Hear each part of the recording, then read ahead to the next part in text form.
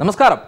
അഭയ case, Sunanda case, Nilambur Radha കൊലക്കേസ് അന്വേഷണത്തിന്റെയും നിയമത്തിന്റെയും വഴികളിലേക്ക് കടക്കും. Sister അഭയയുടെ ആന്തരിക അവയവങ്ങളുടെ രാസപരിശോധനാ റിപ്പോർട്ട് തിരുത്തിയ കേസിൽ പ്രതികളെ കോടതി വെറുതെ വിട്ടു. തിരുവനന്തപുരം ചീഫ് കെമിക്കൽ അനലിറ്റിക്കൽ ലബോറട്ടറിയിലെ കെമിക്കൽ അനലിസ്റ്റുകളായ ആർ ഗീത, എം ചിത്ര എന്നിവരെയാണ് തിരുവനന്തപുരം ചീഫ് ജുഡീഷ്യൽ മജിസ്ട്രേറ്റ് കോടതി വെറുതെ വിട്ടത്. റിപ്പോർട്ട് തയ്യാറാക്കിയവർക്ക് തിരുത്താനും അവകാശമുണ്ടെന്നാണ് കോടതിയുടെ നിരീക്ഷണം. ക്രൈം റിപ്പോർട്ട് നമ്പർ 1 തിരുവനന്തപുരത്ത് നിന്ന് ലെസ്ലി ജോണിൻ്റേത്. സിസ്റ്റർ അഭയയുടെ ആന്തരിക അവയവ രാസപരിശോധനാ ഫലം രേഖപ്പെടുത്തിയ വർക്ക് രജിസ്റ്ററിൽ കൃത്രിമം നടത്തിയ കേസിൽ പ്രതികളെ കോടതി വെറുതെ വിട്ടു. തിരുവനന്തപുരം ചീഫ് കെമിക്കൽ എക്സാമിനേഷൻ ലബോറട്ടറിയിലെ ചീഫ് കെമിക്കൽ എക്സാമിനറായിരുന്ന R Geetha, analyst M Chitra എന്നിവരെയാണ് തിരുവനന്തപുരം ചീഫ് ജുഡീഷ്യൽ മജിസ്ട്രേറ്റ് കോടതി ജഡ്ജി വി വിൻസെന്റ് ചാർലി സംശയത്തിന്റെ ആനുകൂല്യത്തിൽ വെറുതെ വിട്ടത്. പ്രതികൾക്ക് വേണ്ടി അഡ്വക്കേറ്റ് ശാസ്തമംഗലം അജിത് കുമാർ ഹാജരായി. Nandhakumar had filed a report in the CBI court stating that no offence illa, idile forgery illa, there was no fabrication of any document ennu paranju. All these documents were produced before the court, entire documents were arranged, and we are very happy that there is an acquittal. Free score acquittal aanu, no doubt about it. 7 വർഷം നീണ്ട വാദപ്രതിവാദത്തിന് ശേഷം വന്ന വിധി സത്യത്തിന്റെ വിജയമാണെന്ന് കുറ്റവിമുക്തരാക്കപ്പെട്ട ഗീതയും ചിത്രയും പ്രതികരിച്ചു. Judgement ഞങ്ങൾ വെറുതെ വിട്ടിരിക്കുകയാണ്. സത്യസന്ധമായ റിപ്പോർട്ട് അദ്ദേഹത്തിന് വളരെയധികം ബോധ്യപ്പെട്ടതുകൊണ്ട് ഞങ്ങളെ ഈ കേസിൽ നിന്ന് ഒഴിവാക്കിയിരിക്കുകയാണ്. സത്യം ജയിച്ചു, ജുഡീഷ്യറിയിൽ വിശ്വാസം കൂടുകയാണ്. എന്നാൽ കേസിലെ വാദിയായ ജോമോൻ പുത്തമ്പുരക്കൽ വിധിക്കെതിരെ മേൽക്കോടതിയെ സമീപിക്കാൻ തീരുമാനിച്ചിട്ടുണ്ട്. അഭയ കേസിൽ ഇന്നത്തെ CJM കോടതിയുടെ വിധി നിയമവിരുദ്ധമാണ്. ആ വിധിക്കെതിരെ പ്രതികളെ വെറുതെ വിട്ടതിനെതിരെ ഹൈക്കോടതിയിൽ അപ്പീൽ നൽകും. പരിശോധനാ വർക്ക് ബുക്കിൽ തിരുത്തലുകൾ വരുത്തിയെന്ന കാര്യം പ്രതികൾ കോടതിയിൽ സമ്മതിച്ചിരുന്നു. എന്നാൽ ഇത് സാധാരണമാണെന്ന മറ്റു പരിശോധനാ വർക്ക് ബുക്കുകൾ ചൂണ്ടിക്കാട്ടിയുള്ള പ്രതിഭാഗത്തിന്റെ വാദം കോടതി അംഗീകരിച്ചു. അതേസമയം തിരുത്തലിൽ പാലിക്കേണ്ട നടപടിക്രമങ്ങൾ പാലിച്ചിട്ടില്ലെന്നും കോടതി നിരീക്ഷിച്ചു. വർക്ക് ബുക്ക് തിരുത്തിയത് ദുരുദ്ദേശത്തോടെയാണെന്ന് കരുതാനാകില്ലെന്നും ഇതിൽ ഗൂഢാലോചന ഉണ്ടായതായി വാദിഭാഗത്തിന് തെളിയിക്കാൻ ആയില്ലെന്നും കോടതി വിലയിരുത്തിയാണ് പ്രതികളെ വിട്ടയക്കാൻ തീരുമാനിച്ചത്. തിരുവനന്തപുരത്തു നിന്നും നിയമകാര്യ ലേഖകൻ ആനന്ദിനും ക്യാമറമാൻ ജോജി ജോണിനുമൊപ്പം Leslie John, news bureau, Thiruvananthapuram. ചുമട്ടുതൊഴിലാളിയെ വിവിധ പോലീസ് സ്റ്റേഷനുകളിൽ 3-ാം മുറയ്ക്ക് വിധേയനാക്കിയതായി ആരോപണം. അടിവസ്ത്രം മാത്രം ധരിപ്പിച്ച് ലോക്കപ്പിൽ മൃഗീയ മർദ്ദനത്തിന് വിധേയനായത് കാസർഗോഡ് അമ്പലത്തറ സ്വദേശി രതീഷ് കുമാറാണ്. ജാമ്യം ലഭിച്ച് ജയിലിൽ നിന്ന് പുറത്തിറങ്ങിയപ്പോഴാണ് 3-ാം മുറ പ്രയോഗം പുറം ലോകമറിയുന്നത്.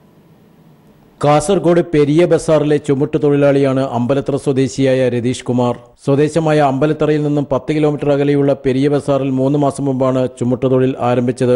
CI2 തൊഴിലാളി സംഘടനയിൽ അംഗമായ ഒറ്റ കാരണത്താലാണ് കാഞ്ഞങ്ങാട് മുൻ DYSP പ്രദീപ് കുമാറിന്റെ നേതൃത്വത്തിൽ രാത്രിയിൽ വീട്ടിൽ നിന്നും രതീഷ് കുമാറിനെ അറസ്റ്റ് ചെയ്തത്. പെരിയയിൽ കോൺഗ്രസ് പ്രവർത്തകന്റെ വീടിന് നേരെയുണ്ടായ ആക്രമണ സംഭവത്തിൽ രതീഷ് കുമാറിനെ പ്രതിയേർക്കുകയായിരുന്നു. അറസ്റ്റിനെ തുടർന്ന് അമ്പലത്തറ, കാഞ്ഞങ്ങാട്, ബേക്കൽ പോലീസ് സ്റ്റേഷനുകളിൽ ക്രൂരമായ മർദ്ദനത്തിനിരയാക്കി. DYSP നേരിട്ടും പോലീസുകാരും തന്നെ മർദ്ദിച്ചതായി രതീഷ് കുമാർ പറഞ്ഞു. രാത്രി പോലീസുകാർ വന്ന് എൻ്റെ വീട്ടിൽ നിന്ന് തന്നെ കൂട്ടിയിട്ട് പോന്ന് എന്നെ നേരെ അമ്പലത്തിൽ കൊണ്ടുപോയി കൈ 2 മാർച്ച് ബേക്കിലേക്ക് വിലങ്ങ് വെച്ചു.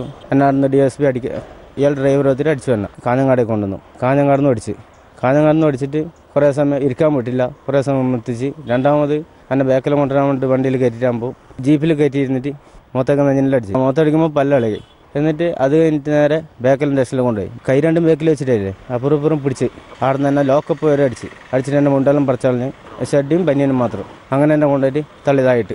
ബേക്കൽ സ്റ്റേഷനിൽ അടിവസ്ത്രം മാത്രം ധരിക്കാനാണ് അനുവാദം ലഭിച്ചത്. 3-ാം ദിവസം കാഞ്ഞങ്ങാട് മജിസ്ട്രേറ്റിന്റെ വീട്ടിൽ ഹാജരാക്കിയപ്പോൾ മർദ്ദനമേറ്റ വിവരം പരാതിപ്പെട്ടു. മജിസ്ട്രേറ്റിന്റെ നിർദ്ദേശപ്രകാരം ഡോക്ടറെ കാണിച്ചുവെങ്കിലും പിന്നീട് ജയിലിലടച്ചു. 87 ദിവസം ജയിലിൽ കഴിഞ്ഞ് ജാമ്യത്തിൽ പുറത്തിറങ്ങിയ ശേഷമാണ് ഇക്കാര്യം പുറത്തറിയിക്കാൻ രതീഷ് കുമാറിന് സാധിച്ചത്. മുമ്പ് വാഹനാപകടത്തിൽ ഗുരുതരമായി പരിക്കേറ്റ രതീഷ് കുമാർ ഇപ്പോൾ തൊഴിലെടുക്കാൻ തന്നെ പ്രയാസപ്പെടുന്നു. News bureau, Kasaragod. കോതമംഗലം സഹകരണ ബാങ്കിൽ മുക്കുപണ്ടം പണയപ്പെടുത്തി 94 ലക്ഷം തട്ടിയെടുത്ത കേസിൽ പ്രതിയെ രക്ഷിക്കാൻ ശ്രമം. പിണ്ടിമന സഹകരണ ബാങ്കിന്റെ മുത്തുകുഴി ശാഖയിലാണ് തട്ടിപ്പ് നടന്നത്. 37 പേരുടെ അക്കൗണ്ടിൽ 578 പവൻ മുക്കുപണ്ടം പണയപ്പെടുത്തി 94 ലക്ഷം രൂപയാണ് തട്ടിയെടുത്തത്. UDF ഭരിക്കുന്ന പിണ്ടിമന സഹകരണ ബാങ്കിന്റെ മുത്തുകുഴി ശാഖയിലാണ് തട്ടിപ്പ്. മുത്തുകുഴി സ്വദേശിയും മുൻ പാസ്റ്ററുമായ ഷിജു വർഗീസിനെതിരെ ബാങ്ക് അധികൃതർ പരാതി നൽകിയിട്ടുണ്ട്. അപ്രൈസർ ട്രെയിനിംഗ് പൂർത്തിയാക്കിയവരുടെ പരിശീലനത്തിന്റെ ഭാഗമായുള്ള പരിശോധനയിലാണ് മുക്കുപണ്ടങ്ങളാണെന്ന് സംശയം തോന്നിയത്. തുടർന്ന് ആഭരണങ്ങൾ ബാങ്ക് അധികൃതർ വിശദമായി പരിശോധിച്ചപ്പോൾ 578 പവനും മുക്കുപണ്ടങ്ങളാണെന്ന് സ്ഥിരീകരിച്ചു. ഷിജു വർഗീസിനെ ബാങ്കിലേക്ക് വിളിച്ചു വരുത്തി അന്വേഷിച്ചപ്പോൾ 37 പേരെ കൊണ്ടും പണയം വെപ്പിച്ചത് താനാണെന്ന് സമ്മതിച്ചിട്ടുണ്ട്. 2013 സെപ്റ്റംബർ മുതൽ പല തവണകളായാണ് തട്ടിപ്പ് നടത്തിയത്. ഷിജുവിൻ്റെ ഭാര്യയും അമ്മയും ബന്ധുക്കളും ഉൾപ്പെടെ 37 പേർ കേസിൽ ഉൾപ്പെട്ടിട്ടുണ്ട്. ഷിജുവിൻ്റെ ഗൾഫിലായിരുന്ന ഭാര്യ കൊണ്ടുവന്ന സ്വർണ്ണമാണെന്ന് ബന്ധുക്കളെയും സമീപവാസികളെയും തെറ്റിദ്ധരിപ്പിച്ചാണ് തട്ടിപ്പ്. ഇതുമൂലം ബാങ്കിനുണ്ടായ നഷ്ടവും പലിശയുമടക്കം ബാങ്കിലേക്ക് ഷിജു തിരിച്ചടച്ചെന്നും പോലീസിന് പരാതി നൽകിയിട്ടുണ്ടെന്നും പ്രസിഡന്റ് സണ്ണി പൗലോസ് അറിയിച്ചു. പ്രതിയായ ഷിജു വർഗീസിനെ രക്ഷപ്പെടുത്താനുള്ള നീക്കം നടക്കുന്നതായി വ്യാപകമായ ആരോപണമുണ്ട്. News bureau, Kochi. ബ്ലേഡ് മാഫിയാക്കാരനായ കോൺഗ്രസ് നേതാവിനെ അറസ്റ്റ് ചെയ്ത ഏരൂർ SI ഷിജിയെ സ്ഥലം മാറ്റി. പരസ്യമായി ബ്ലേഡ് മാഫിയ സംഘങ്ങൾ SI ഷിജിയെ സ്ഥലം മാറ്റുമെന്ന് ഭീഷണിപ്പെടുത്തിയിരുന്നു എന്ന് കോൺഗ്രസ് നേതാക്കൾ തന്നെ സമ്മതിക്കുന്നു. കൊല്ലം ബ്യൂറോയുടെ റിപ്പോർട്ട്. ഓപ്പറേഷൻ കുബേരയിൽ ഉൾപ്പെടുത്തി ബ്ലേഡുകാരനായ കോൺഗ്രസിന്റെ ബ്ലോക്ക് പ്രസിഡന്റിനെതിരെ SI കേസെടുത്തിരുന്നു. ഇതാണ് SIയെ രാഷ്ട്രീയക്കാരുടെയും ബ്ലേഡുകാരുടെയും കണ്ണിലെ കരടായി മാറ്റിയത്. സ്ഥലത്തെ ഒരു പ്രധാന ബ്ലേഡ് മാഫിയ നേതാവിനെതിരെ കാപ്പ നിയമപ്രകാരം SI കെ ഷിജു കേസെടുത്തതും സ്ഥലമാറ്റത്തിന് പിന്നിലെ കാരണമായി മാറിയിട്ടുണ്ടെന്ന് കോൺഗ്രസ് നേതാക്കൾ തന്നെ ആരോപിക്കുന്നു. രാഷ്ട്രീയ ഇടപെടലുകളിലൂടെ ഏതാനും ദിവസങ്ങളായി ഏരൂർ SIയെ സ്ഥലം മാറ്റാനുള്ള നീക്കങ്ങൾ പോലീസ് ഡിപ്പാർട്ട്മെന്റിൽ നടന്നു. ഇതിന്റെ ഫലമായിട്ടാണ് ഇന്നലെ രാത്രിയോടെ സ്ഥലം മാറ്റിക്കൊണ്ടുള്ള ADGPയുടെ ഉത്തരവ് ഏരൂർ SI കെ ഷിജിക്ക് ലഭിച്ചത്. SIയെ സ്ഥലം മാറ്റിയതിനൊപ്പം പുത്തൂർ സ്റ്റേഷനിൽ നിന്നും മറ്റൊരു അഡീഷണൽ SIയെ ഏരൂരിലേക്ക് നിയമിച്ചു. കോൺഗ്രസിന്റെ ഭരണം നടക്കുമ്പോൾ തനിക്കെതിരെ കേസെടുക്കാൻ എങ്ങനെ തനിക്ക് ധൈര്യമുണ്ടായി എന്ന് ബ്ലേഡ് മാഫിയക്കാരനായ കോൺഗ്രസ് നേതാവ് പരസ്യമായി SIയെ ഭീഷണിപ്പെടുത്തിയ സംഭവം നാട്ടിലെ പാട്ടാണ്. ന്യൂസ് ബ്യൂറോ, കൊല്ലം. നിലമ്പൂരിലെ കോൺഗ്രസ് ഓഫീസിലെ ജീവനക്കാരി രാധയെ കൊലപ്പെടുത്തിയ കേസിൽ സാക്ഷി വിസ്താരം അന്തിമഘട്ടത്തിൽ. പ്രത്യേക അന്വേഷണ സംഘത്തിലെ ഉന്നത ഉദ്യോഗസ്ഥരുടെ വിസ്താരം തിങ്കളാഴ്ചയോടെ പൂർത്തിയാകും. 172 സാക്ഷികളുള്ള കേസിൽ 64 പേരെ കോടതി ഒഴിവാക്കിയിരുന്നു.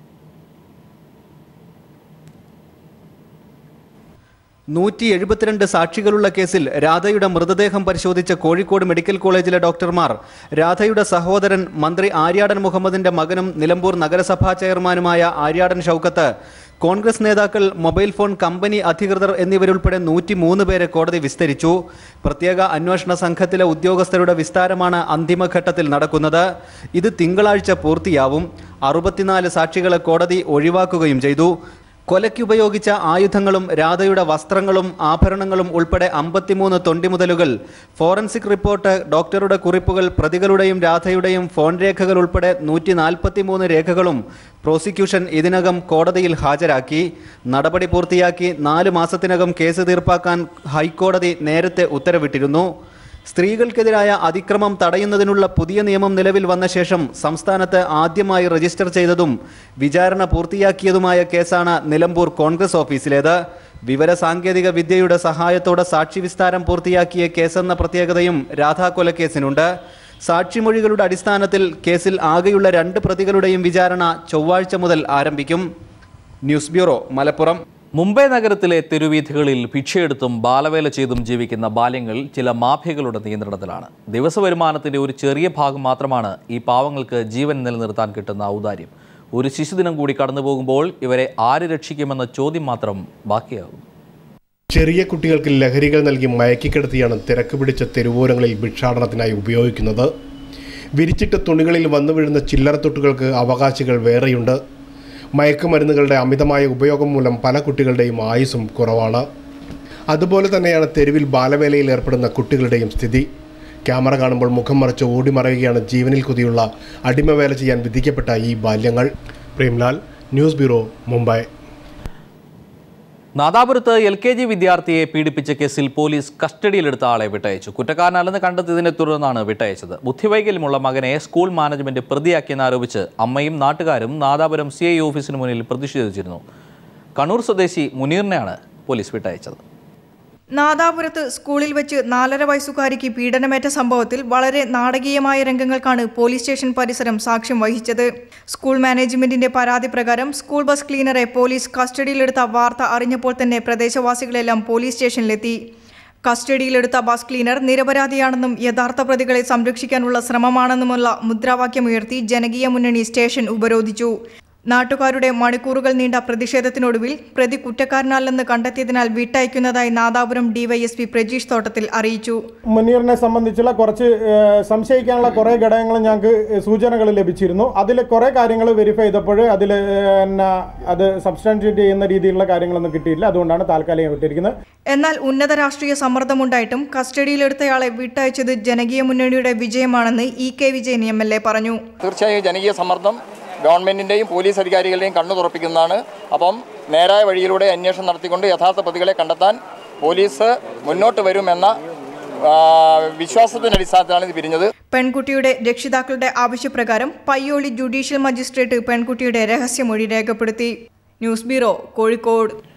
കുട്ടികൾക്കെതിരായ അതിക്രമങ്ങളിൽ സംസ്ഥാനത്തിന്റെ സ്ഥിതി ഞെട്ടിക്കുന്നതാണ്. ഈ വർഷം സെപ്റ്റംബർ വരെ 1692 കുട്ടികളാണ് വിവിധ തരത്തിലുള്ള അതിക്രമങ്ങൾക്ക് ഇരയായത്. 550 പെൺകുട്ടികൾ ബലാത്സംഗത്തിന് ഇരയായി. സംസ്ഥാന ക്രൈം റെക്കോർഡ്സ് ബ്യൂറോയുടേതാണ് ഈ കണക്ക്. നമ്മുടെ സമൂഹം ദിനംപ്രതി പുരോഗതിയിലേക്ക് ഉയരുന്നുണ്ടെങ്കിലും കുട്ടികൾക്കെതിരായ അതിക്രമത്തിൽ ഞെട്ടിക്കുന്നതാണ് സംസ്ഥാനത്തിന്റെ സ്ഥിതി. സംസ്ഥാന ക്രൈം റെക്കോർഡ്സ് ബ്യൂറോയുടെ 2014 സെപ്റ്റംബർ വരെയുള്ള കണക്ക് പ്രകാരം 1692 കുട്ടികളാണ് വിവിധ തരത്തിലെ അതിക്രമങ്ങൾക്ക് ഇരയായിട്ടുള്ളത്. 550 പെൺകുട്ടികൾ ലൈംഗിക പീഡനത്തിന് ഇരയായി. 9 പ്രായപൂർത്തിയാകാത്ത കുട്ടികളും ഇതിന് ഇരയാക്കപ്പെട്ടു. 28 കുട്ടികളാണ് ഈ 9 മാസത്തിനിടെ കൊല്ലപ്പെട്ടത്. ശൈശവ വിവാഹ നിരക്കും വർദ്ധിച്ചു. 15 പെൺകുട്ടികളാണ് ശൈശവ വിവാഹത്തിന് ഇരയാക്കപ്പെട്ടത്. കാണാതായതും തട്ടിക്കൊണ്ടുപോയതുമായ കുട്ടികളുടെ എണ്ണം 90 ആണ്. ബാലവേല, ശാരീരിക പീഡനം എന്നീ മറ്റു തരത്തിലെ അതിക്രമങ്ങൾക്ക് ഇരയായതാകട്ടെ 994 കുട്ടികളും. ചൈൽഡ് ലൈൻ പ്രവർത്തകരുടെ കണക്കുകൾ പ്രകാരം 2013 ഏപ്രിൽ മുതൽ 2014 മാർച്ച് വരെയായി 746 കുട്ടികളാണ് ലൈംഗിക പീഡനത്തിന് ഇരയായത്. മലപ്പുറം ജില്ലയിലാണ് ഏറ്റവും കൂടുതൽ കേസുകൾ റിപ്പോർട്ട് ചെയ്തത്, 112 എണ്ണം. 11 വയസ്സിനും 15 വയസ്സിനും ഇടയിലുള്ള പെൺകുട്ടികളും ആൺകുട്ടികളുമാണ് അതിക്രമങ്ങൾക്ക് ഇരയാകുന്നവരിൽ കൂടുതലും. വിവിധ തരത്തിലെ ദുരുപയോഗങ്ങളിൽ നിന്നും രക്ഷപ്പെടുത്തിയ കുട്ടികളുടെ എണ്ണമാകട്ടെ 3757. സംസ്ഥാന സർക്കാർ കുട്ടികൾക്കെതിരെ വർദ്ധിക്കുന്ന അതിക്രമങ്ങൾ തടയാൻ നിരവധി പദ്ധതികൾ ആരംഭിക്കുമ്പോഴും സംസ്ഥാനത്തെ സ്ഥിതി ആശങ്കാജനകമായി തുടരുന്നു. S. ഷീജ, തിരുവനന്തപുരം. രാജ്യതലസ്ഥാനമായ ദില്ലിയിൽ ഒരു നേരത്തെ വിശപ്പടക്കാൻ പാടുപെടുന്ന നിരവധി ബാല്യങ്ങളാണുള്ളത്. താമസിക്കാൻ നല്ല ഒരു വീടോ കഴിക്കാൻ ഭക്ഷണമോ കിട്ടാതെ തെരുവോരങ്ങളിൽ അന്തിയുറങ്ങുന്ന ബാല്യങ്ങൾ. ശിശുദിനത്തിലെ ദില്ലി കാഴ്ചകൾ ബിജേഷ് നടുവിൽ നൽകുന്നു. കേരളമടക്കം രാജ്യത്തിന്റെ വിവിധ ഭാഗങ്ങളിൽ പിഞ്ചുകുട്ടികളെ വരെ ലൈംഗിക പീഡനത്തിനിരയാക്കുന്നത് വർദ്ധിച്ചു വരുന്ന സാഹചര്യത്തിലാണ് രാജ്യം ഇന്ന് ശിശുദിനം ആഘോഷിക്കുന്നത്. എല്ലാ ശിശുദിനത്തിലും കുട്ടികളെക്കുറിച്ചും കുട്ടികളുടെ സംരക്ഷണത്തെക്കുറിച്ചും വാതോരാതെ സംസാരിക്കുന്ന അധികാരമേലാളന്മാർ രാജ്യതലസ്ഥാനത്ത് നിന്നുള്ള ഈ കാഴ്ചകളൊന്ന് കാണണം.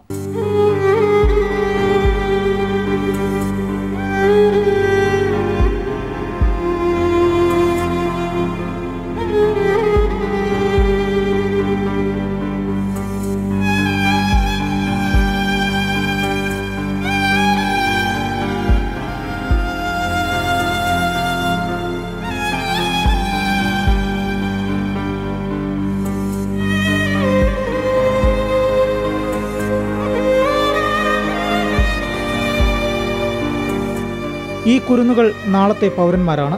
പക്ഷേ ഇന്ന് ഈ കുരുന്നുകളുടെ കണ്ണിലെ തളർച്ച ഇവരുടെ വിശപ്പിന്റെ അടയാളമാണ്.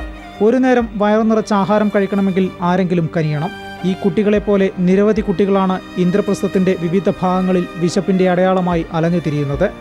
അധികാരത്തിന്റെ ശീതളഛായയിൽ സഞ്ചരിക്കുന്ന മേലാളന്മാർ ഈ കുട്ടികൾക്ക് വിശപ്പടക്കാനും താമസിക്കാനുമുള്ള സ്ഥിര സംവിധാനം ഒരുക്കാത്തത് എന്തുകൊണ്ടാണ്? തെരുവിന്റെ മക്കളായി സഞ്ചരിക്കുന്ന ഇവരിൽ പലരും നാളെ ക്രിമിനലുകളായാലും അതിശയപ്പെടേണ്ടതില്ല. അക്കങ്ങളും അക്ഷരങ്ങളും പഠിച്ചു വളരേണ്ട പ്രായത്തിൽ ഇവർ കാണുന്നതും സഞ്ചരിക്കുന്നതും ചിലപ്പോൾ അത്തരത്തിലുള്ള കാഴ്ചകളിലൂടെയാണ്. ഇവർക്ക് നേർവഴി കാണിച്ചു കൊടുക്കാനോ ഇവരുടെ വിശപ്പടക്കാനോ ഈ ശിശുദിനത്തിലെങ്കിലും അധികാരമേലാളന്മാർ ശ്രദ്ധിക്കുമെന്ന് കരുതുന്നു. വാഗ്ദാന പെരുമഴകളല്ല, മറിച്ച് കുട്ടികൾക്കായി ഒരു നല്ല തീരുമാനം. അത് ഈ ശിശുദിനത്തിലുണ്ടാകട്ടെ. ബിജേഷ് നടുവിൽ, ദില്ലി. സുനന്ദ പുഷ്കറിന്റെ മരണത്തിൽ വിദേശ ഇടപെടലുണ്ടായോ എന്ന് ദില്ലി പോലീസ് പരിശോധിക്കുന്നു. മരണത്തിന് അടുപ്പിച്ചുള്ള ദിവസങ്ങളിൽ വിദേശത്തു നിന്നും ദില്ലിയിലെത്തിയവരുടെ വിവരങ്ങൾ ശേഖരിക്കും. ദുബായ്, പാകിസ്ഥാൻ എന്നിവിടങ്ങളിൽ നിന്നും ദില്ലിയിലെത്തിയവരുടെ വിവരങ്ങളാണ് ആദ്യം ശേഖരിക്കുക. സുനന്ദയുടെ മരണം നടന്ന ജനുവരി 17 അടുപ്പിച്ചുള്ള ദിവസങ്ങളിൽ വിദേശത്തു നിന്നും ദില്ലിയിലെത്തിയവരുടെ വിവരങ്ങളാണ് പോലീസ് ശേഖരിക്കുന്നത്. സുനന്ദയുടെ മരണത്തിൽ വിദേശ ഇടപെടലുണ്ടായോ എന്ന് പരിശോധിക്കുന്നതിനാണ് യാത്ര ചെയ്തവരുടെ വിവരങ്ങൾ തേടുന്നത്. രഹസ്യാന്വേഷണ വിഭാഗത്തിന് കീഴിലുള്ള ഫോറിൻ റീജിയണൽ രജിസ്ട്രേഷൻ ഓഫീസിനോട് വിവരങ്ങൾ കൈമാറാൻ ദില്ലി പോലീസ് ആവശ്യപ്പെട്ടു. വിദേശത്ത് നിന്നും എത്തിയവരുടെ വിവരങ്ങൾ ലഭിച്ചതിന് ശേഷം സംശയമുള്ളവരുടെ പട്ടിക തയ്യാറാക്കി ഇവരെ ചോദ്യം ചെയ്യും. സുനന്ദയുടെ ആന്തരികാവയവ പരിശോധന വിദേശത്ത് വച്ച് നടത്താനും ദില്ലി പോലീസ് തീരുമാനിച്ചിട്ടുണ്ട്. ഇന്ത്യയിൽ നടത്തിയ പരിശോധനയിൽ സുനന്ദയുടെ ശരീരത്തിലുണ്ടായിരുന്ന വിഷം ഏതാണെന്ന് കണ്ടെത്താൻ കഴിയാത്തതിനാലാണ് പരിശോധന വിദേശത്തെ ലാബിനെ ഏൽപ്പിക്കുന്നത്. സുനന്ദയുടെ മരണത്തിന് വിദേശ ബന്ധമുണ്ടെന്നും വിദേശ നിർമ്മിത വിഷം ഉപയോഗിച്ച് സുനന്ദയെ കൊലപ്പെടുത്തിയതാണെന്നും BJP നേതാവ് സുബ്രഹ്മണ്യ സ്വാമി ഉൾപ്പെടെയുള്ളവർ ആരോപിച്ചിരുന്നു. News bureau, Delhi. ശാരദ ചിട്ടി തട്ടിപ്പ് കേസിൽ അറസ്റ്റിലായ തൃണമൂൽ MP ജയിലിൽ ആത്മഹത്യയ്ക്ക് ശ്രമിച്ചു. സസ്പെൻഡ് ചെയ്യപ്പെട്ട തൃണമൂൽ കോൺഗ്രസ് MP കുനാൽ ഘോഷാണ് ആത്മഹത്യയ്ക്ക് ശ്രമിച്ചത്. ഉറക്കഗുളികൾ കഴിച്ചതായി കുനാൽ തന്നെയാണ് പോലീസിനോട് പറഞ്ഞത്. നേരത്തെ തട്ടിപ്പിലെ യഥാർത്ഥ പ്രതികളെ കണ്ടെത്തിയില്ലെങ്കിൽ താൻ ജീവനൊടുക്കുമെന്ന് ഇദ്ദേഹം കോടതിയിൽ പറഞ്ഞിരുന്നു. കുനാൽ ഘോഷ് അപകടനില തരണം ചെയ്തതായാണ് റിപ്പോർട്ടുകൾ. കുനാൽ ശാരദ ഗ്രൂപ്പിന്റെ മാധ്യമ വിഭാഗം മേധാവിയായിരുന്നു. ഇന്നലെ രാത്രിയാണ് സംഭവം നടന്നത്. IPL വാതുവെപ്പിൽ ഉൾപ്പെട്ട ക്രിക്കറ്റ് താരങ്ങളുടെ പേരുകൾ പുറത്ത്. മുൻ ഇന്ത്യൻ ക്രിക്കറ്റ് ടീം അംഗം സ്റ്റുവർട്ട് ബിന്നി, ഇംഗ്ലണ്ട് താരം ഒവേഷ് ഷാ, വെസ്റ്റ് ഇൻഡീസ് താരം സാമുവൽ ബിന്ദ്രി എന്നിവർ വാതുവെപ്പ് നടത്തി. കോഴ ആരോപണം അന്വേഷിച്ച മുഗൽ കമ്മിറ്റി റിപ്പോർട്ടിൽ കളിക്കാരുടെ പേരൊഴികെയുള്ള ഭാഗങ്ങൾ പരസ്യപ്പെടുത്താമെന്ന് സുപ്രീം കോടതി. N. ശ്രീനിവാസൻ കുറ്റക്കാരനാണെന്നും സുപ്രീം കോടതി. BCCI മുൻ അധ്യക്ഷൻ N. ശ്രീനിവാസൻ, അദ്ദേഹത്തിന്റെ മരുമകനും ചെന്നൈ സൂപ്പർ കിങ്സ് ഉടമകളിലൊരാളുമായ Meiyappan, IPL CEO Sundar Raman, Rajasthan Royals ഉടമയും ചലച്ചിത്ര നടി ശില്പ ഷെട്ടിയുടെ ഭർത്താവുമായ രാജ് കുന്ദ്ര എന്നിവർ കോഴ വാതുവയ്പിൽ കുറ്റക്കാരാണെന്ന് സുപ്രീം കോടതി വ്യക്തമാക്കി. ഇവരോടൊപ്പമാണ് വാതുവയ്പിൽ ഉൾപ്പെട്ടതെന്ന മുഗ്ദൽ കമ്മീഷൻ കണ്ടെത്തിയ ക്രിക്കറ്റ് കളിക്കാരുടെ പേരുകളും സുപ്രീം കോടതി പരോക്ഷമായി പറഞ്ഞത്. ഇന്ത്യൻ ടീം അംഗം സ്റ്റുവർട്ട് ബിന്നി, IPLലെ വിവിധ ടീമുകളിൽ കളിച്ച രാജ്യാന്തര താരങ്ങളായ ഒവേഷ, സാമുവൽ ബിന്ദ്രി എന്നിവരും ഒത്തുകളിച്ചുവെന്ന് മുഗ്ദൽ കമ്മീഷൻ കണ്ടെത്തിയതായി ചീഫ് ജസ്റ്റിസ് HL ദത്തു അധ്യക്ഷനായ ബെഞ്ച് പരാമർശിച്ചു. നിലവിൽ ശ്രീലങ്കയുമായി കളിക്കുന്ന ഇന്ത്യൻ ക്രിക്കറ്റ് ടീമിലും ബാംഗ്ലൂരിൽ നിന്നുള്ള സ്റ്റുവർട്ട് ബിന്നി അംഗമാണ്. കളിക്കാരുടെ പേര് ആദ്യം പരാമർശിച്ച കോടതി പിന്നീട് ഉത്തരവിൽ ഇവ ഉൾപ്പെടുത്തിയില്ല. കോഴ ആരോപണം അന്വേഷിച്ച ജസ്റ്റിസ് മുഗൾ മുഗ്ദൻ കമ്മീഷൻ റിപ്പോർട്ടിൽ കളിക്കാരുടെ പേരുകൾ ഒഴികെയുള്ള ഭാഗം പരസ്യപ്പെടുത്താൻ സുപ്രീം കോടതി ഉത്തരവിട്ടു. സീൽ ചെയ്ത കവറിൽ കമ്മീഷൻ കൈമാറിയ റിപ്പോർട്ട് എല്ലാ കക്ഷികൾക്കും നൽകി. സുപ്രീം കോടതി പുറത്തുവിട്ട 8 പേരടക്കം 13 കളിക്കാർ വാതുവെപ്പിൽ ഉൾപ്പെട്ടിട്ടുണ്ടെന്നാണ് മുഗ്ദൽ കമ്മീഷൻ കണ്ടെത്തൽ. ക്രിക്കറ്റ് രംഗത്തെ ഗുരുതരമായ അഴിമതികൾ കമ്മീഷൻ കണ്ടെത്തിയതായി വ്യക്തമാക്കിയ സുപ്രീം കോടതി BCCIയുടെ സംഘടനാ തെരഞ്ഞെടുപ്പ് നീട്ടിവെക്കാൻ നിർദ്ദേശം നൽകി. N. ശ്രീനിവാസന് BCCI അധ്യക്ഷ സ്ഥാനത്തേക്ക് തിരിച്ചുവരാൻ അവസരം നൽകി. ഈ മാസം 22-ന് BCCIയുടെ തെരഞ്ഞെടുപ്പ് നടത്താൻ നിശ്ചയിച്ചിരുന്നു. IPL കോഴയിൽ അന്തിമ വിധി വരുന്നതുവരെ തെരഞ്ഞെടുപ്പ് നീട്ടിവെക്കാനാണ് സുപ്രീം കോടതി നിർദ്ദേശം. കമ്മീഷൻ കണ്ടെത്തലിനെതിരെ എതിർപ്പുണ്ടെങ്കിൽ 4 ദിവസത്തിനകം എഴുതി നൽകണം. കേസ് 24-ന് വീണ്ടും പരിഗണിക്കും. News bureau, Delhi. നോർക്കയുടെ ചികിത്സാ സഹായം ലഭിക്കാതെ മരണത്തിന് കീഴടങ്ങിയ മലയാളിയുടെ കുടുംബത്തിന്റെ അവസ്ഥ പരിതാപകരം. ചികിത്സാ സഹായത്തിനായി അപേക്ഷിച്ച പണം ഇനി മരണാനന്തര സഹായമായി നൽകാമെന്ന നോർക്ക അധികൃതർ പറയുന്നുണ്ടെങ്കിലും ഈ ഗതികേട് മറ്റാർക്കും ഉണ്ടാകരുതേ എന്ന പ്രാർത്ഥനയിലാണ് മരണപ്പെട്ട സുരേഷിന്റെ കുടുംബം. ആ കാഴ്ചയുമായി ഇന്നത്തെ നവി മുംബൈയിലെ ഐരോളി നിവാസിയായ സുരേഷ് കുമാർ നായരാണ് വേണ്ട പരിചരണം ലഭിക്കാതെ മരണപ്പെട്ടത്. കഴിഞ്ഞ 10 മാസമായി നോർക്കയുടെ സഹായ വാഗ്ദാനവും പ്രതീക്ഷിച്ച് അർബുദ രോഗത്തിന് ചികിത്സയിലായിരുന്നു സുരേഷ്. കുടുംബത്തിലെ ഏക ആശ്രയം കിടപ്പിലായതോടെ പണമില്ലാതെ വന്നപ്പോഴാണ് നോർക്കയിൽ നിന്നും ചികിത്സാ സഹായത്തിന് അപേക്ഷ നൽകിയത്. ചേട്ടൻ ജീവിച്ചിരുന്നപ്പോൾ തന്നെ നോർക്കയിൽ കൊടുത്തിട്ടുണ്ടായിരുന്നു. അവർ ഇന്ന് ചെയ്യാം നാളെ ചെയ്യാമെന്ന് പറഞ്ഞ് ചേട്ടനുമായിട്ട് സംസാരിച്ചു. അത് കഴിഞ്ഞ് അവർ പോയി. പിന്നെ ഞങ്ങൾ ഇടയ്ക്കിടയ്ക്ക് വിളിക്കുമായിരുന്നു. ഇപ്പോൾ ലാസ്റ്റിൽ 20 ദിവസത്തിനകത്ത് എല്ലാം ശരിയാക്കി തരാമെന്ന് പറഞ്ഞു. 50,000 രൂപ റെഡി ആയിട്ടുണ്ടെന്ന് പറഞ്ഞു. പിന്നെ ഇതുവരെ യാതൊരു ഇതും ഇല്ല. പിന്നെ മോളെ വിളിച്ച് ചോദിക്കുമ്പോഴൊക്കെ ശരിയാക്കി തരാം എന്ന് പറയുന്നതല്ലാതെ ഇതുവരെയൊന്നും ആയിട്ടില്ല. വളരെ വിഷമത്തിലാണ് ഞങ്ങളിപ്പോൾ കഴിയുന്നത്. എനിക്ക് എന്ത് പറയണം എന്നുള്ളത് എനിക്കറിയില്ല. ഇങ്ങനൊരു അവസരം ഉണ്ടാവുമെന്ന് ജീവിതത്തിൽ വിചാരിച്ചതല്ല. അപേക്ഷ പരിഗണിച്ചെങ്കിലും പണം മാത്രം കിട്ടിയില്ല. അവസാനം സഹായത്തിന് കാത്തു നിൽക്കാതെ സുരേഷ് കുമാർ യാത്രയായി. ഭർത്താവ് ഉപേക്ഷിച്ച മകൾക്കും അച്ഛൻ്റെ മരണം താങ്ങാവുന്നതിലപ്പുറമായിരുന്നു. എൻ്റെ അച്ഛൻ സുഖമില്ലാണ്ടായതിനു ശേഷം അച്ഛൻ പറഞ്ഞു, മോളെ നമുക്ക് 4 പേർക്കും കൂടെ ആത്മഹത്യ ചെയ്യാം. കാരണം അച്ഛൻ്റെ കാശിന് ചികിത്സയ്ക്കൊരു കാശുമില്ല. അപ്പം ഞാൻ അച്ഛനോട് പറഞ്ഞു, വേണ്ട അച്ഛാ, എനിക്കെൻ്റെ കുട്ടിയെ കൊല്ലാൻ വയ്യ. ഞാൻ അച്ഛനോട് പറഞ്ഞു, എനിക്ക് കുട്ടിയെ കൊല്ലാൻ വയ്യ അച്ഛാ. നമുക്ക് 3 പേരെ ഉണ്ടായിരുന്നെങ്കിൽ ഞാനത് ചെയ്തേനെയായിരുന്നു. ഇപ്പോഴും എനിക്ക് ഇടയ്ക്കിടയ്ക്ക് തോന്നാറുണ്ട്, ഞങ്ങൾ 3 പേരല്ലേ ഉള്ളൂ, അച്ഛൻ്റെ അടുത്തേക്ക് പോയാലോ എന്ന്. പക്ഷെ കുട്ടിയെ കൊല്ലാൻ മനസ്സ് വരട്ടില്ല. സാമ്പത്തിക പ്രശ്നം കൊണ്ടാണ് സഹായം നൽകാൻ കഴിയാതെ വന്നതെന്ന് നോർക്കയുടെ മുംബൈ ഓഫീസ് പറയുന്നു. അപേക്ഷ ലഭിക്കുമ്പോൾ അവിടെ പോയി അന്വേഷണം നടത്തിയതിന് ശേഷം മാത്രമാണ് ഹെഡ് ഓഫീസിലേക്ക് അയക്കുന്നത്. അപ്പോൾ അയച്ചതിന് ശേഷം ചെയർമാൻ ഫണ്ടാണെങ്കിൽ നോർക്ക റൂട്ട്സിൻ്റെ ഫണ്ടിൽ നിന്നും അല്ലെങ്കിൽ സാന്ത്വനയിൽ നിന്നാണെങ്കിൽ മുഖ്യമന്ത്രിയുടെ ഓഫീസിൽ നിന്നുമാണ് ഇത് ഇഷ്യൂ ചെയ്തുകൊണ്ടിരിക്കുന്നത്. അപ്പോൾ അങ്ങനെ വരുന്ന കാലതാമസമാണ്. ചികിത്സാ സഹായത്തിനായി അപേക്ഷിച്ച പണം മരണാനന്തര സഹായമായി മാറുമ്പോഴും അവശേഷിക്കുന്ന അപേക്ഷകരുടെ കാര്യത്തിൽ ഒരു തീരുമാനമെടുക്കാൻ കഴിയാത്ത പരിതാപകരമായ അവസ്ഥയിലാണ് കേരള ഹൗസ് ആസ്ഥാനമായി പ്രവർത്തിക്കുന്ന മുംബൈയിലെ നോർക്ക ഓഫീസ്. പ്രവാസി മലയാളികൾക്ക് സഹായങ്ങൾ ചെയ്യുക എന്ന ഉദ്ദേശത്തോടെ സ്ഥാപിക്കപ്പെട്ട നോർക്കയുടെ നിരുത്തരവാദിത്തപരമായ സമീപനത്തിനെതിരെ വൻ പ്രക്ഷോഭത്തിന് ഒരുങ്ങുകയാണ് മുംബൈ മലയാളി സംയുക്ത സമര സമിതി. Premlal, news bureau, Mumbai.